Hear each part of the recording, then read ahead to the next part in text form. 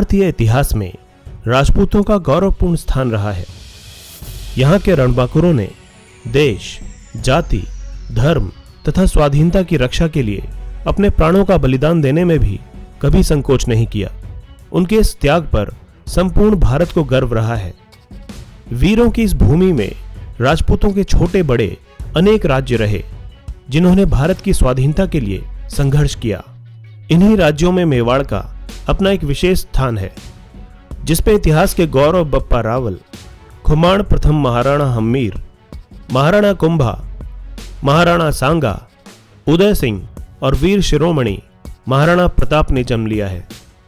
मेवाड़ के महान राजपूत राजा महाराणा प्रताप अपने पराक्रम और शौर्य के लिए पूरी दुनिया में मिसाल के तौर पर जाने जाते हैं। एक ऐसा राजपूत सम्राट जिसने जंगलों में रहना पसंद किया, लेकिन कभी विदेशी मुगलों की दास्ता स्वीकार नहीं की। उन्होंने देश, धर्म और स्वाधीनता के लिए सब कुछ न्योछावर कर दिया। प्रताप के काल में दिल्ली में मुगल सम्राट अकबर का शासन था, जो भारत के सभी राजा महाराजाओं को अपने अधीन कर मुगल साम्राज्य की स्थापना कर इस्लामिक परचम को पूरे हिंदुस्तान में फहराना चाहता था। इसके लिए उसने नीति और अनीति दोनों का ही सहारा लिया।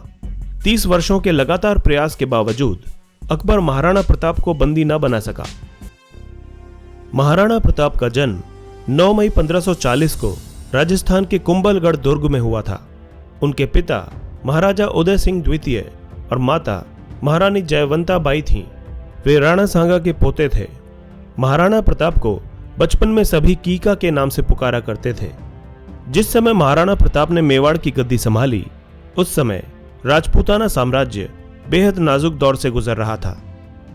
बादशाह अकबर की क्रूरता के आगे कई राजपूत नरेश अपना सिर झुका चुके थे। कई वीर प्रतापी राजवंशों के उत्तराधिकारियों ने अपनी कुल मर्यादा का सम्मान भुलाकर मुगलिया वंश से वैवाहिक संबंध स्थापित कर लिए थे। कुछ स्वाभिमानी राजघरानों के साथ ही महाराणा प्रताप भी अपने पूर्वजों की मर्यादा की रक्षा हेतु अटल थे, और इसीलिए मुगल बादशाह अकबर की आंखों में वे सदैव खटकते रहते थे। महाराणा प्रताप जिस घोड़े पर बैठते थे, वो घोड़ा दुनिया के सर्वश्रेष्ठ घोड़ों में से एक था।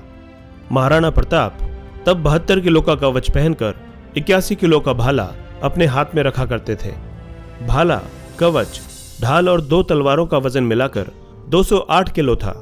इतने वजन को उठाकर वे पूरे दिन युद्ध लड़ा करते थे। सोचिए तब उनकी शक्ति क्या रही होगी। इस वजन के साथ रणभूमि में दुश्मनों से पूरा दिन लड़ना मामूली बात नहीं थी। मेवाड़ को जीतने के लिए अकबर ने कई प्रयास किए।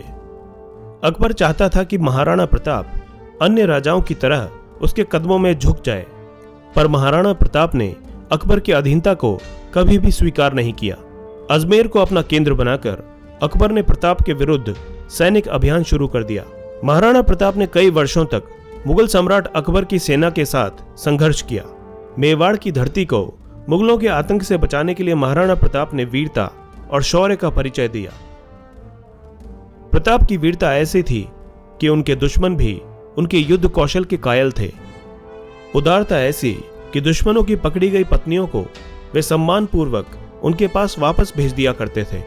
इस योद्धा ने साधन सीमित होने पर भी दुश्मन के सामने सिर नहीं झुकाया और जंगल के कंद मूल और घास की रोटियां खाकर लड़ते रहे। माना जाता है कि महाराणा प्रताप की मृत्यु पर अकबर की आंखें भी नम हो गई थीं। अकबर ने भी कहा था कि देशभक्त हो तो महाराणा प्रताप जैसा। अपनी विशाल मुगलिया सेना, बेमिसाल बारूद खाने, युद्ध की नवीन पद्धतियों के जानकारों से युक्त सलाहकारों, गुप्तचरों की लंबी फेहरिस्त, कूटनीति के उपरांत भी जब मुगल बादशाह अकबर समस्त प्रयासों के बाद भी महाराणा प्रताप को झुकाने में असफल रहा, तो उसने आमेर के महाराजा भगवान दास के भतीजे कुंवर मान सिंह, जिसकी बुआ जोधाबाई थी, को विशाल सेना के साथ डूंगरपुर और उदयपुर के शासकों को अधीनता स्वीकार करने हेतु विवश करने के लक्ष्य के साथ भेजा। मानसिंह की सेना के समक्ष डूंगरपुर राज्य अधिक प्रतिरोध नहीं कर सका। इसके बाद कुंवर मानसिंह महाराणा प्रताप को समझाने के लिए उदयपुर पहुंचे।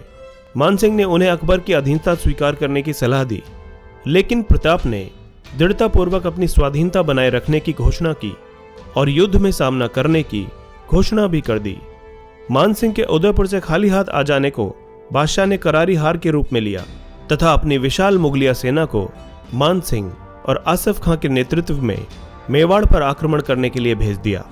आखिरकार 30 मई 1576 को बुधवार के दिन प्रातःकाल में हल्दी घाटी के मैदान में विशाल मुगलिया सेना और रणबांकुरी मेवाड़ी सेना के मध्य भयंकर युद्ध छिड़ गया।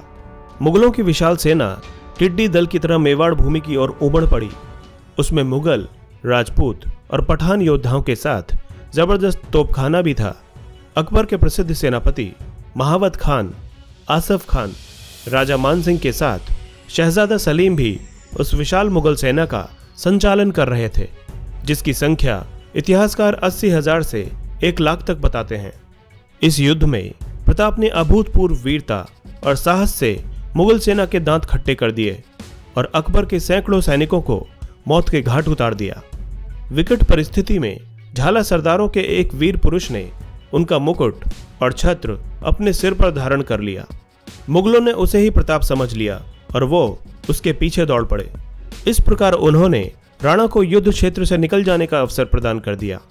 बाद में हल्दी घाटी के युद्ध में करीब 20,000 राजपूतों को साथ लेकर महाराणा प्रताप ने मुगल सरदार राजा मान सिंह के 80,000 की सेना का सामना किया। इसमें अकबर ने अपने पुत्र सलीम यानी कि जहांगीर को युद्ध के लिए भेजा था।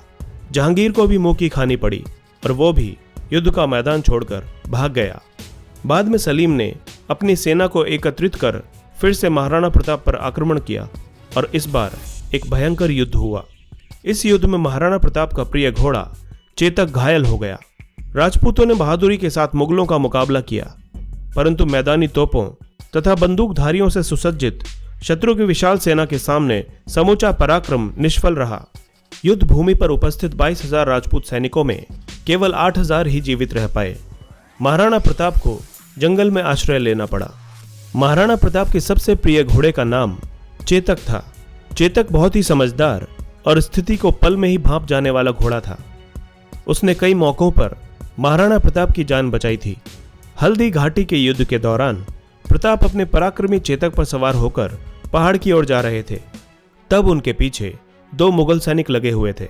चेतक ने तेज रफ्तार पकड़ ली, लेकिन रास्ते में एक पहाड़ी नाला बह रहा था। युद्ध में घायल चेतक 21 फुट चौड़े इस नाले को फुर्ती से लांघ गया, परंतु मुगल उसे पार न कर पाए। हालांकि चेतक इस लंबी छलांग से बुरी तरह घायल हो गया था, पर महाराणा को सही सलामत पहुंचा दिया और शहीद होकर यादों में अमर हो गया। महाराणा प्रताप का हल्दी घाटी के युद्ध के बाद का समय पहाड़ों और जंगलों में ही व्यतीत हुआ। अपनी गुरिल्ला युद्ध नीति द्वारा उन्होंने अकबर को कई बार मात दी थी। महाराणा प्रताप चित्तौड़ छोड़कर जंगलों में रहने लगे। अब वे घास की रोटियों और पोखरों के पानी पर ही आश्रित थे। अरावली की गुफाएं ही अब उनका आवास थीं और शिला ही शैया थी। मुगल चाहते थे कि महाराणा प्रताप किसी भी तरह अकबर की अधीनता स्वीकार कर ले और दीन-ए इलाही का धर्म अपना ले। इसके लिए उन्होंने महाराणा प्रताप तक कई प्रलोभन संदेश भी भिजवाए, लेकिन महाराणा प्रताप अपने निश्चय पर अडिग रहे। कई छोटे राजाओं ने महाराणा प्रताप से अपने राज्य में रहने की गुजारिश की, लेकिन मेवाड़ की भूमि को और मुगल आधिपत्य से बचाने के लिए महाराणा प्रताप ने प्रतिज्ञा की थी कि जब तक मेवाड़ आज़ाद नहीं होगा वे महलों को छोड़कर जंगलों में निवास करेंगे। स्वादिष्ट भोजन को त्याग कर कंदमूल और फलों से ही पेट भरेंगे, लेकिन अकबर का आधिपत्य कभी स्वीकार नहीं करेंगे। जंगल में रहकर ही महाराणा प्रताप ने भीलों की शक्ति को पहचान कर छापामार युद्ध पद्धति से अनेक बार मुगल सेना को कठिनाइयों में डाला था। बाद में मेवाड़ के गौरव भामा शाह ने महाराणा के चरणों में अपनी समस्त संपत्ति रख दी। भामा शाह ने 20 लाख अशरफियां और 25 लाख रुपए महाराणा को भेंट किए। महाराणा इस प्रचुर संपत्ति से पुनः सैन्य संगठन में लग गए। इस अनुपम सहायता से प्रोत्साहित होकर महाराणा ने अपने सैन्य बल का पुनर्गठन किया तथा उनकी सेना में नवजीवन का संचार हुआ।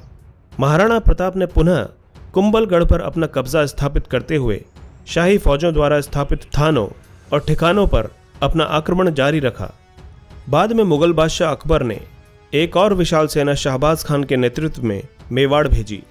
इस विशाल सेना ने कुंभलगढ़ और केलवाड़ा पर कब्जा कर लिया था तथा गोगुंदा और उदयपुर क्षेत्र में लूटपाट की। ऐसे में महाराणा प्रताप ने विशाल सेना का मुकाबला जारी रखते हुए अंत में पहाड़ी क्षेत्रों में पनाह लेकर स्वयं को सुरक्षित रखा और चावंड पर पुनः कब्जा प्राप्त किया। शाहबाज खान एक बार फिर अकबर के पास खाली हाथ लौटा।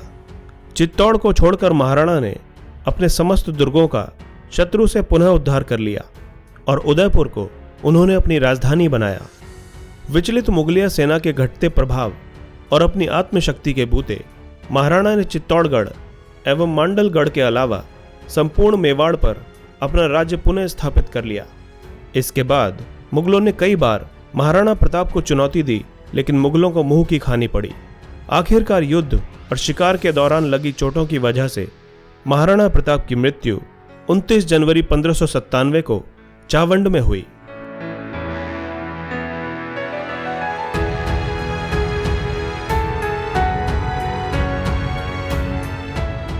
दोस्तों, इसी तरह की इंटरेस्टिंग और इन्फॉर्मेटिव वीडियोस देखने के लिए हमारे चैनल हिस्टोरिक हिंदी को आज ही सब्सक्राइब करें और बेल आइकन को दबाना ना भूलें।